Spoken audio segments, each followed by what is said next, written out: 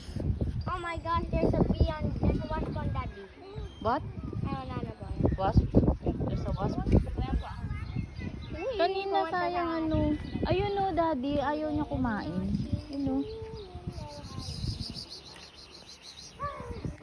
Paano ba pang tawag dito?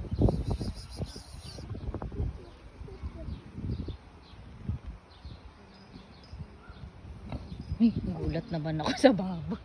Oo.